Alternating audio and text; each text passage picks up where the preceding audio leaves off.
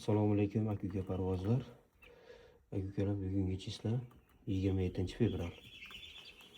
Jo'jalarda holati.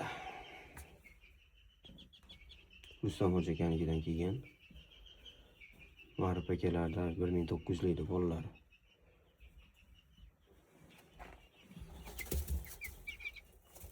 Hammasi bardoviy chiqqan. Hozir ularda 10 kunlik, 15 kunlik kichkinalarni ham ko'rsataman. Hozir bulardan ikkitasi Toshkentga chiqib ketdi. Uni Mekka bo'lganlari sotilgan Qo'qonga, Farg'onaga. Ulardan 10 kunlik, 15 kunlik kichkinalari.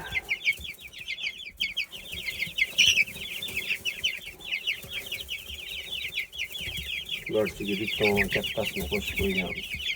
Urushib ketyapti ular.